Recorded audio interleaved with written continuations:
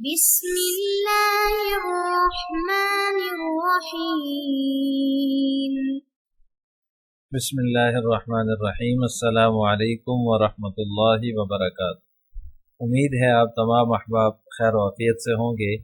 آج جلالین ثانی کا سبق نمبر 268 ہے، اور اس سبق کے اندر ہم سورۃ النازعات کی آیت نمبر 40 سے لے کر 46 تک کا ترجمہ اور تفسیر پڑھیں گے۔ پہلے آیات کا ترجمہ دیکھ لیں۔ وَأَمَّا مَنْ خَافَ مَقَامَ رَبِّهِ وَنَهَى النَّفْسَ عَنِ الْهَوَىٰ، لیکن وہ جو اپنے پروردگار کے سامنے کھڑا ہونے کا خوف رکھتا تھا، وَنَهَى النَّفْسَ عَنِ الْهَوَىٰ، اور اپنے نفس کو بری خواہشات سے روکتا تھا، فَإِنَّ الْجَنَّةَ هِيَ الْمَأْوَىٰ، تو جنت ہی اس کا ٹھکانہ ہوگی۔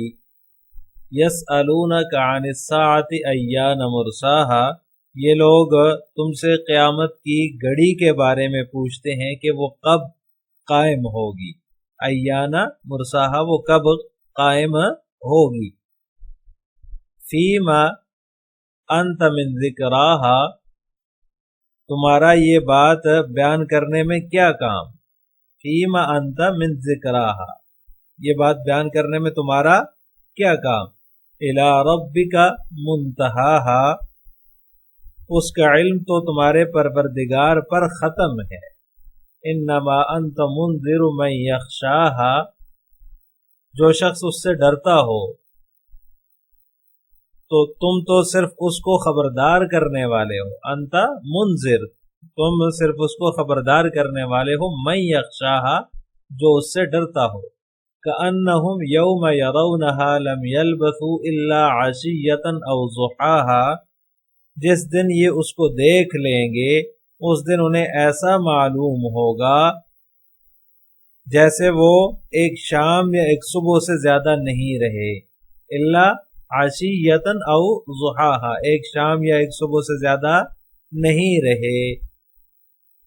عزیز طلبہ، گزشتہ سبق میں ہم نے جو ہے وہ جن آیات کا ترجمہ اور تفسیر پڑھی تھی، ان میں سے آخری آیات کے اندر اللہ تبارک و تعالیٰ نے جو دوزخ کے مستحقین ہیں ان کا ذکر فرمایا تھا کہ جو شخص سرکشی کرے اور دنیاوی زندگی کو آخرت پر ترجیح دے تو اس کا ٹھکانہ جہنم ہوگا۔ آج کے سبق کی جو ابتدائی آیات ہیں، وَأَمَّا مَنْ خَافَ مَقَامَ رَبِّهِ وَنَهَى النَّفْسَ عَنِ الْهَوَىٰ فَإِنَّ الْجَنَّةَ هِيَ الْمَأْوَىٰ، اس کے اندر جو ہے وہ اسی کے دوسرے رخ کو اللہ تعالیٰ نے بیان فرمایا ہے کہ جو شخص اپنے رب کے سامنے کھڑے ہونے سے ڈرتا ہے یا ڈرا، یعنی وہاں کے حساب کتاب سے وہ خوفزدہ ہوا اور اپنے نفس کو اپنی خواہشات سے روکے رکھا، تو اس کا ٹھکانہ جنت ہوگا۔ فَإِنَّ الْجَنَّةَ هِيَ الْمَأْوَىٰ، تو اس کا ٹھکانہ جنت ہوگا۔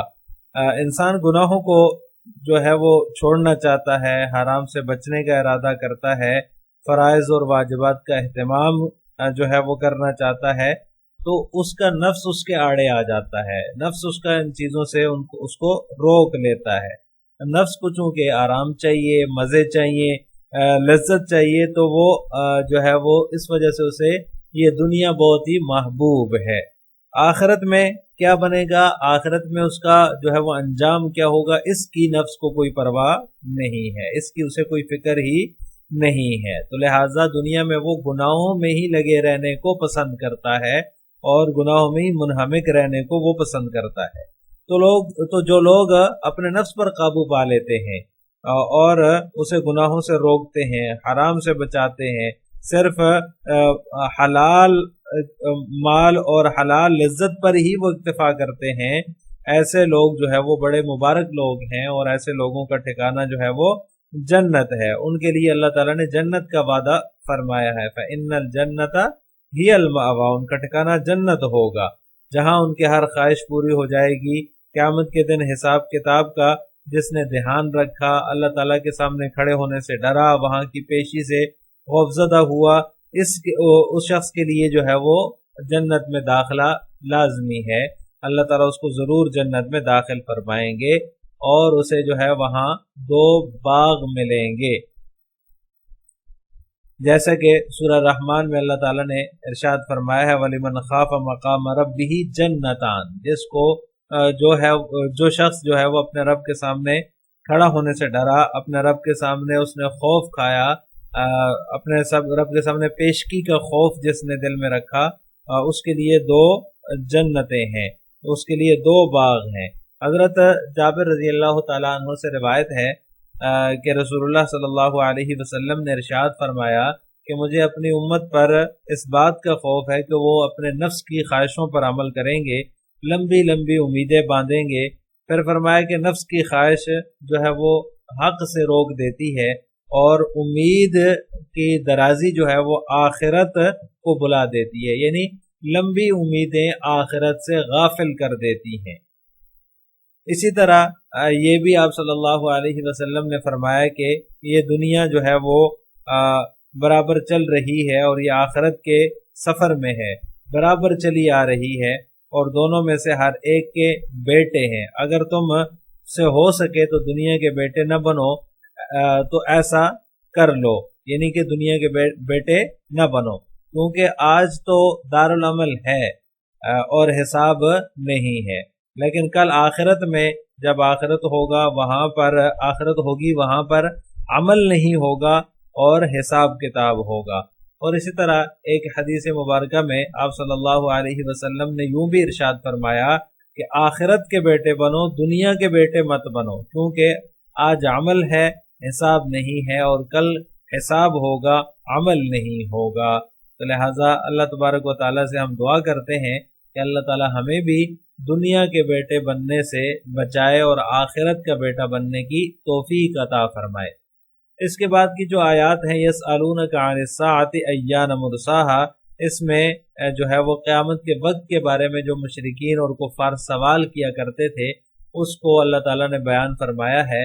ان کا یہ سوال کہ قیامت کب ہوگی، یعنی قیامت کا وقوع کب ہوگا، متعین وقت پوچھا کرتے تھے، تو متعین وقت پوچھنے کا مقصد ان کا انکار ہوتا تھا کہ جب آپ صلی اللہ علیہ وسلم بتائیں کہ متعین وقت تو ہم اس کا انکار کریں گے، تو مقصد ان کا جو ہے وہ انکار کرنا ہوتا تھا، تو انکاری مقصود تھا، تو اللہ تبارک و تعالیٰ نے جو ہے وہ اپنے محبوب صلی اللہ علیہ وسلم کو مخاطب کر کے فرمایا فیما انت من ذکراہا، آپ کو اس سے کیا تعلق، یعنی اس کے بیان کرنے سے آپ کا کیا تعلق ہے، آپ کو تو اس وقت کے وقوع کا علم ہی نہیں ہے، علم تو اللہ تعالیٰ کی ذات کو ہے، لہٰذا آپ اس کا وقت نہیں بتا سکتے۔ الی ربک منتہاہا، اس کا منتہا علم آپ کے رب کی طرف ہے، یعنی قیامت کے واقع ہونے کا وقت متعین کیا ہے یہ اللہ تعالیٰ ہی جانتا ہے، اللہ تعالیٰ ہی کو اس کا پتہ ہے۔ جیسا کہ سورہ اعراف میں اللہ تبارک و تعالیٰ نے ارشاد فرمایا قل انما علمها عند ربی لا یجلیها لوقتها الا هو، یعنی کہ اس کا علم جو ہے وہ میرے رب کے پاس ہی ہے، مجھے اس کا کوئی علم نہیں ہے۔ تو یہاں بھی اللہ تبارک و تعالیٰ نے ان آیات کے اندر بھی اسی مضمون کا تذکرہ فرمایا ہے۔ آگے فرمایا انما انت منذر من یخشاہا، آپ تو ڈرانے والے ہیں، ایسے شخص کو ڈرانے والے ہیں جو قیامت سے ڈرتا ہو، جو اس کا خوف رکھتا ہو، تو اس کو آپ صرف ڈرانے والے ہیں، یعنی آپ کی بات مان کر وہ ایمان لے آئے اور قیامت کا جو محاسبہ ہوگا، مواخذہ ہوگا، اس کے خوف سے جو ہے وہ ایمان لے آئے اور خوفزدہ ہو۔ جسے ماننا ہی نہیں ہے، جسے یقین ہی نہیں کرنا ہے، تو آپ کا ڈرانا اس کے حق میں مفید نہیں ہے، آپ تو صرف ڈرانے والے ہیں، آپ کو جو ہے وہ اس سے کوئی تعلق نہیں ہے کہ قیامت کب قائم ہوگی۔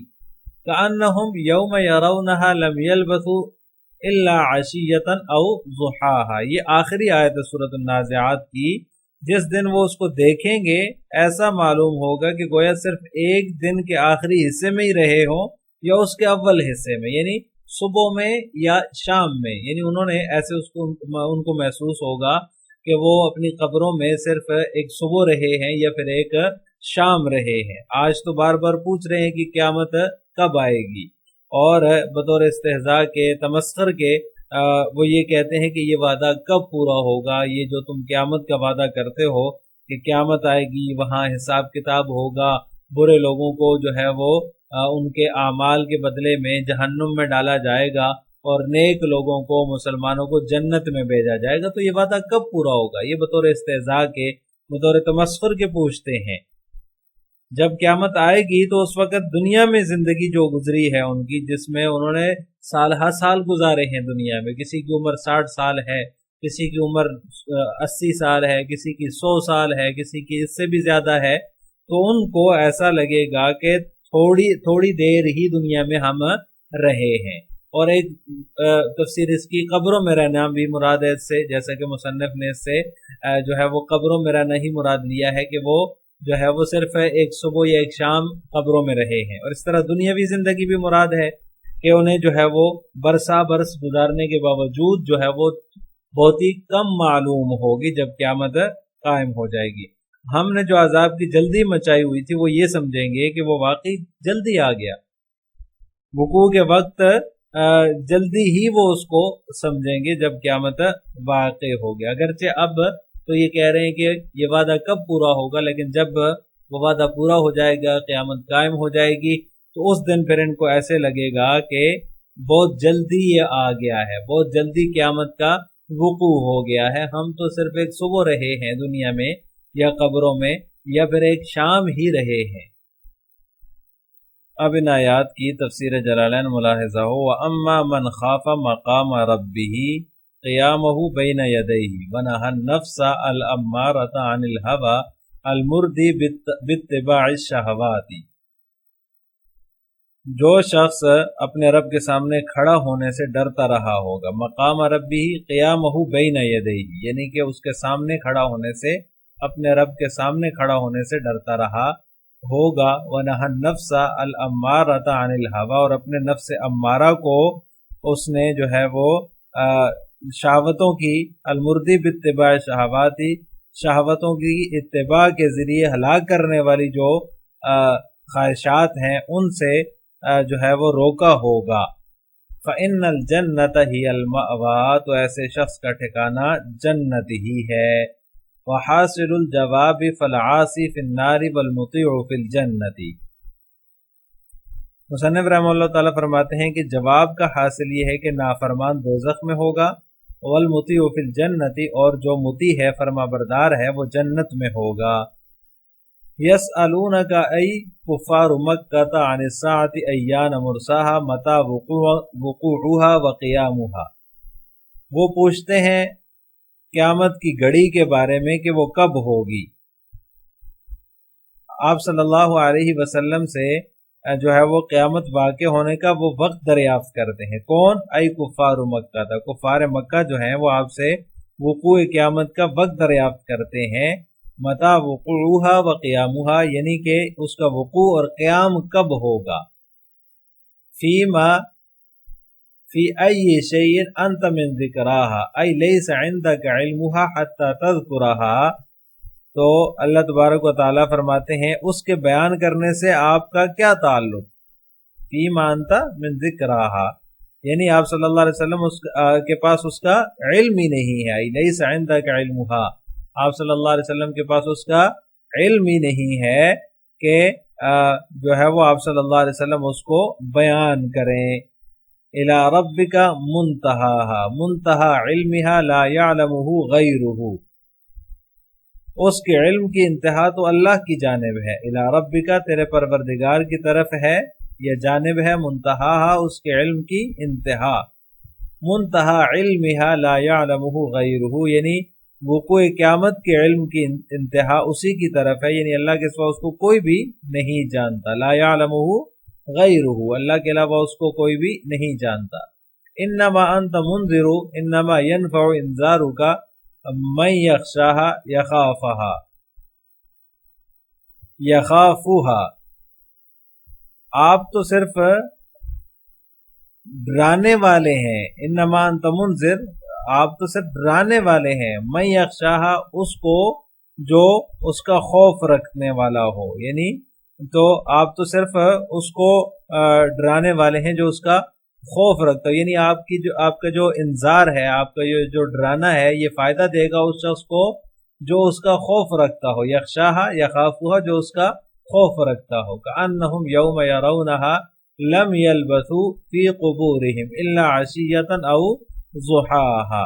جس روز یہ اسے دیکھ لیں گے کأنہم یوم یرونہا لم یلبثوا کہ تو ایسا معلوم ہوگا کہ وہ اپنی قبروں میں فی قبورہم وہ اپنی قبروں میں صرف عشیۃ او ضحاہا الا عشیۃ او ضحاہا صرف دن کے پچھلے پہر یا اگلے پہر کی مقدار ہی رہے ہیں.